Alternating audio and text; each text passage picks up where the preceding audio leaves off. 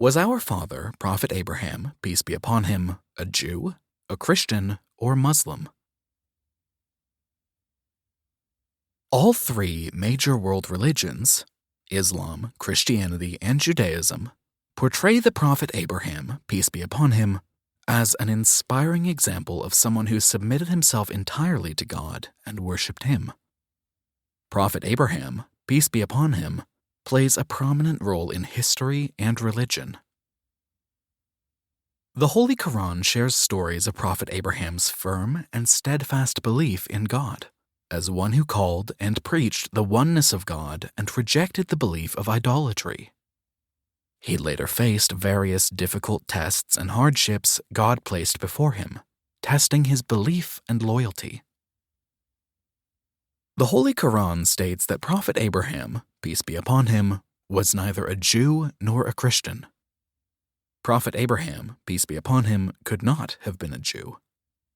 The term Judaism originates from the name Judah, who resided in the land of Judea and was the grandson of Prophet Abraham, peace be upon him.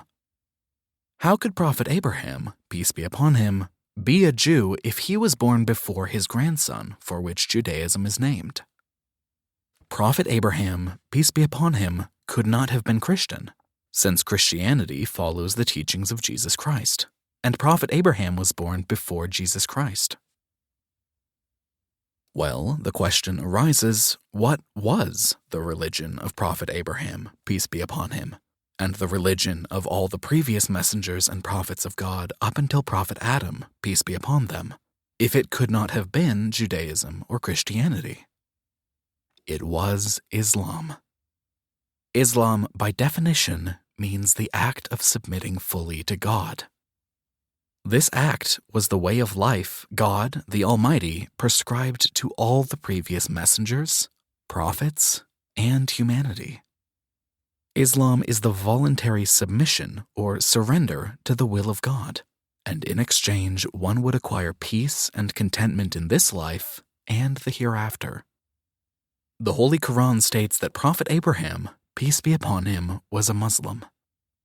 By definition, a Muslim is someone who submits wholly to God, and Prophet Abraham, peace be upon him, indeed submitted himself to God.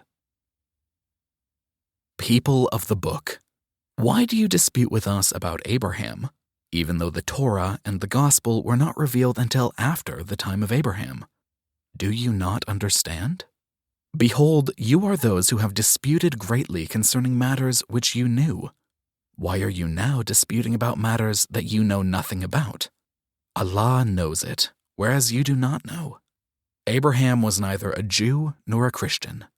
He was a Muslim, wholly devoted to God. And he certainly was not amongst those who associate others with Allah in his divinity.